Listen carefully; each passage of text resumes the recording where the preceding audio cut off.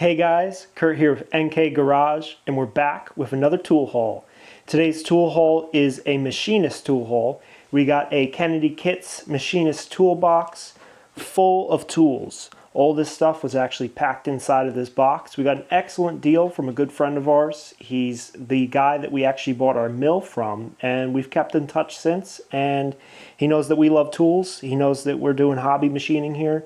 So he's a machinist by trade. He likes to buy tools just like we do. And this is just stuff that he doesn't need because he's got too much stuff. So we'll dive into the toolbox and then we'll go over some of the goodies that I pulled out on the table. This is the Kennedy Kits number 526. It's a good sized box. It's not a huge box, but machinist boxes are usually typically smaller. Very well made, of course. You know, Kennedy is a great brand. I don't know how old it is. This is a box that he bought secondhand. We do not have the key, but we do have the cover plate that slides into the bottom. And everything about this box is fully functional. There's no major conditions or rust or anything like that. It's just a little bit dirty. Right up top, we got the Mighty Mag, made in USA. That was just been stuck there since we brought it home. Let's take a look in the top drawer. Bottom left, we got a couple of collets, just a couple extra 5C collets. We also have this 5C collet holder in the corner made by South Bend. We have 3 different varieties of these blocks. I don't know what the technical term for them is, so I'm just going to call them setup blocks. You guys let me know. We haven't had these before, and we'll figure out a use for them. We'll figure out how to use them and probably put them to good use. We got this little Stanley level. So this is a shop-made contraption. One of his co-workers actually made this, but it is adjustable and it does work. So it's just kind of cool. Somebody made it, put something back together. You got the bubble in there. So I don't know how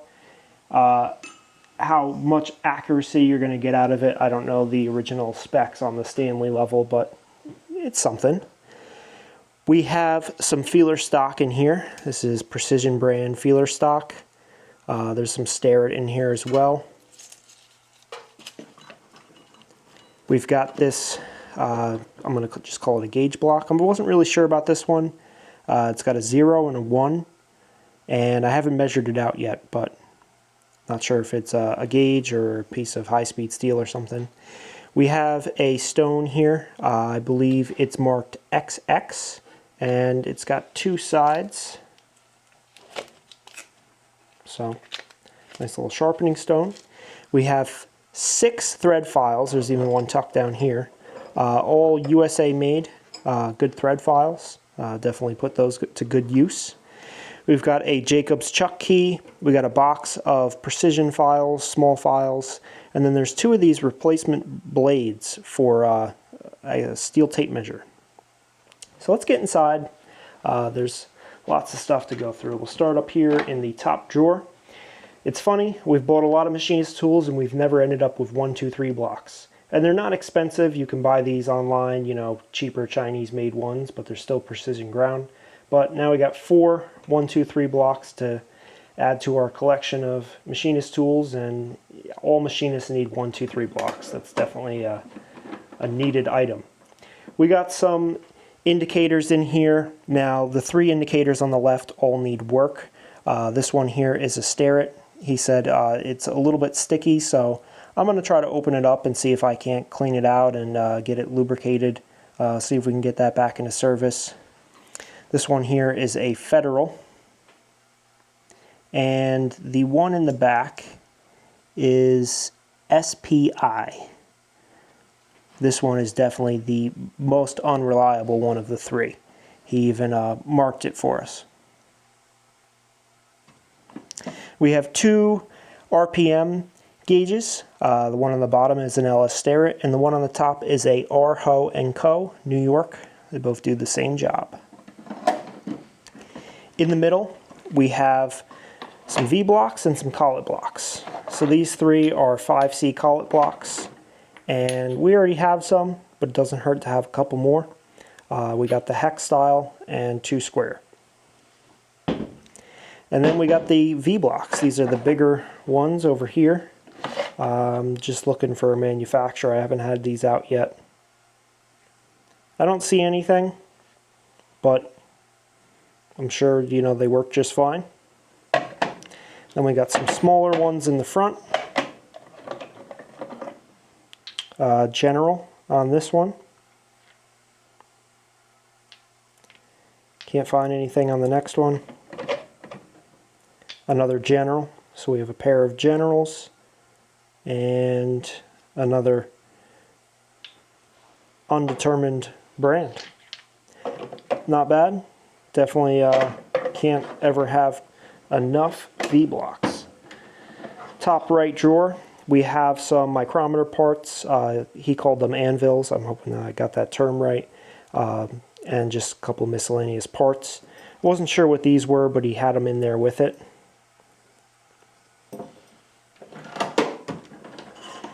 Next drawer down, we have some gauges. 2 gauge blocks, 2-inch and a 3-inch. 2 of these round gauges, 1-inch. And then these 2 boxes contain LS Starrett brand new parts.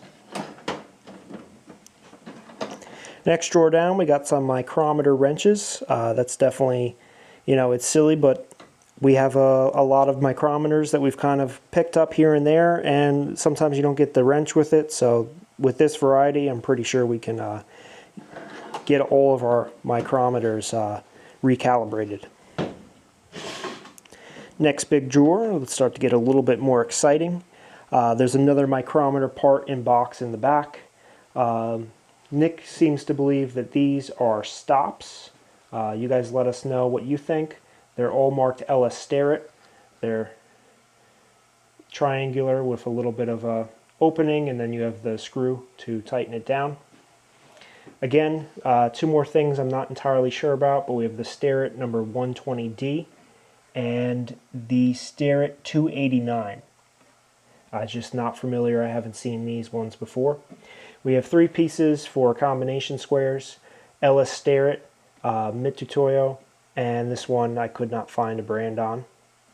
These I assume go into combination squares for doing certain angles, but again, I'm just guessing. They have the groove in the middle, which kind of leads me to think that, but if I'm wrong, you guys can definitely let me know. Telescoping gauges, most of these are LS Starrett. There's probably 1 or 2 Brown and Sharpe in the mix.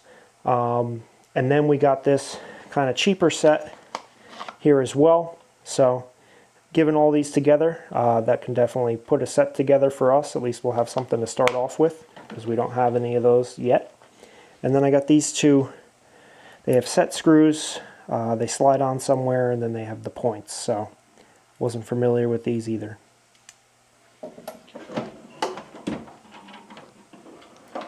Bottom drawer is stuffed full of micrometers, and we have more on the table too. On the far left, we have 2 Lufkins. One's a 0 to 1, and the other is a 2 to 3.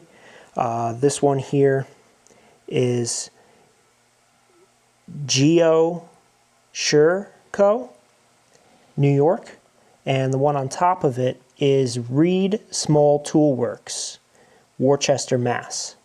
They've got a Brown and Sharpe depth micrometer, Brown and Sharpe 0 to 1, Brown and Sharpe 1 to 2, Brown and Sharpe 2 to 3, and Brown and Sharpe 3 to 4. So a lot of micrometers in here. We also got the little Brown and Sharpe as well. So we'll swing over to the top left side of the table and take a look at some of the bigger goodies. This here is a Starrett surface gauge, number 57. At least that's what I hope is in here. I do see Starrett marked on it. So we have the LS Starrett here. Nice surface gauge. We do have 1 surface gauge. I believe it's a Brown and Sharpe, but now we have another one as well. And got a couple of the pieces in here. I haven't even had the time to really look at it or play with it yet, but hopefully it's all there, and I think this will do us good, because at the end of the video you'll see what else we bought. We ended up buying more than what is shown here. This is an LS Starrett Machinist level. We have been waiting for one of these to come around.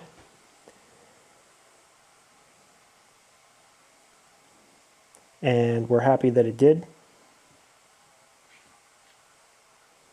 There's the Starrett number 98. It's in really nice shape. Doesn't look like it was beat up or anything like that. He told us that he tested it and everything came out good. So, of course, you can always get them calibrated. But we know that it came from a good guy who we can trust. Got another V-block and clamp set, Starrett number 567.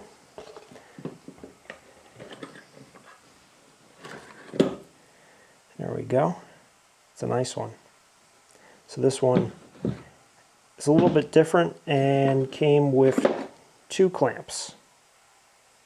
And the nice box too. Always appreciate tools in a box. We got 2 sets of gauge blocks from him. The one on the left is a Fonda. I think it's missing a couple pieces, but wasn't really a bad deal considering we kind of bought these 2 sets together. So the one on the right is NK, and it's definitely a very inclusive set. I think it's a 81 or 83, 81 pieces. So those 2 together definitely gets us set for gauge blocks. Seem like they're in good condition, especially the NK is even nicer. Comes with the box and everything. This is definitely a good deal too. Next up, we got a bunch of measuring tools, dividers, calipers. We have the trammel points down here. Most of this stuff is actually LS Starrett. There's a couple pieces of Brown and Sharpe, like this guy here. And I think that's another Brown and Sharpe. But I think everything else is LS Starrett, except for this piece, which I couldn't find anything on. I didn't know what it was, but to me it looks like a kind of like an angle gauge. Kind of like a sliding bevel gauge, but more for machinists. But you guys can let me know, I could be wrong. We have an LS Starrett 12-inch combination ruler and a Miller's Falls 12-inch steel ruler. Plus, over here, we have the Winters Brothers. This is a nice vintage wooden case tap and die set. Now, of course, since those days, now we have everything in metric, some in SAE, tons of different sizes and thread pitches and all that. But back then, you could get by with a simple set. And it's cool. You know, they used to make these with the wooden cases, you know, well-made tools. I think there's a couple taps in here that have been replaced, but it's definitely cool. Definitely vintage, and I think it's pretty awesome to have. And then we got 2 more micrometers. LS Starrett 0 to 1. Kind of like a older vintage, I think, and maybe a newer style. This one has the case and the wrench, of course. So that's not all that we bought. We came home with a couple more items too. So something that we've wanted for a long time is a granite surface plate. And he had this USA granite surface plate. So we definitely had to have it. It came with this nice wooden top that he thinks somebody made for it.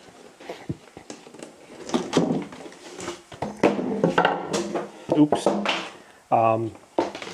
I dropped the cardboard in the plastic, but obviously this just slides over. It fits better with the cardboard in the plastic, kind of protects it a little bit.